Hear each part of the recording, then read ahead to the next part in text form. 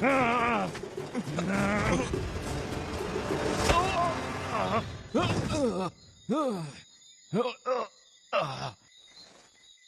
हो तुम आर्य? दशरथ पुत्र राम। अयोध्या के महाराज दशरथ।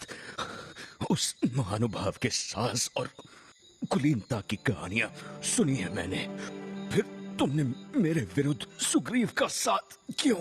रावण ने मेरी पत्नी का अपहरण किया है। उसे वापस लाने के लिए सुग्रीव मेरा साथ तभी देंगे जब उनका राज्य उनके साथ हो। सहायता मांगी भी तो किससे? एक बार मुझसे कहते, पलक झपकते उस राक्षस के 10 सर आपके पैरों में होते। एक रावण से लड़ने के लिए दूसरे रावण की सहायता, जो स्वयं किसी और की पत्नी पर अपना अधिकार जताए, वो भला? सुग्रीव ने मेरा राज्य मुझसे छीना नहीं वाली, संभाला। पर तुम्हें जिंदा लौटते देख वो खुशी से तुम्हें सिंहासन वापस सौंपना चाहता था। तुमने अपनी प्रजा और अपने भाई के प्रति जो अधर्म किया, जो अपराध किया, उसका दंड तो तुम्हें मिलना ही था वाली।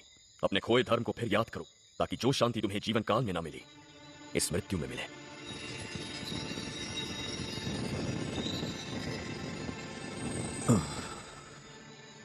मेरे भाई, मुझे क्षमा कर।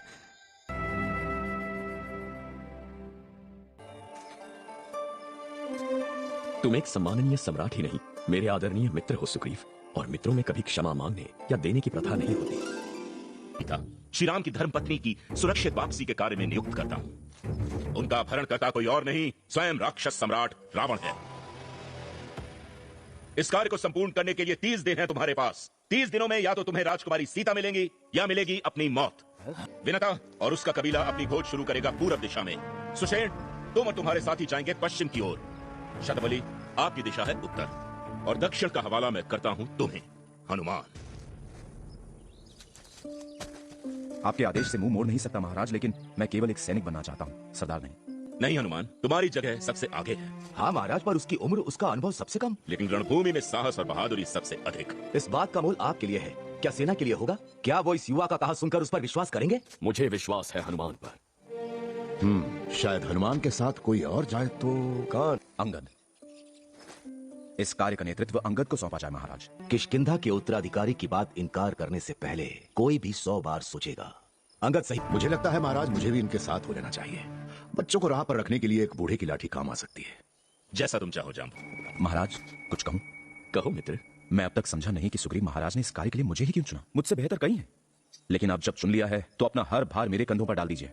जब तक राजकुमारी सीता नहीं मिलती, चैन की सांस हराम है मेरे लिए। मैं आपका विश्वास नहीं तोड़ूंगा श्रीराम, ये प्रण है मेरा। और ना मैं तुम पे अपना विश्वास कभी छोड़ूंगा हनुमान, ये मेरा प्रण है। धन्यवाद श्रीराम।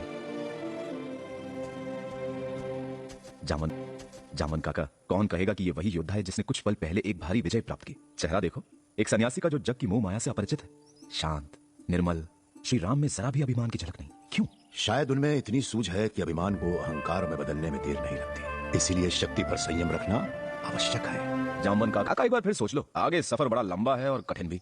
कहीं इस उम्र में लेने के देने ना पड़ जाए। घबराओ मत, इतना पता है मुझे तो वो भी पता है जो किसी को नहीं पता। मतलब ये कि जानते हो कि सूरज का स्वाद कुछ कुछ पके आम जैसा होता है।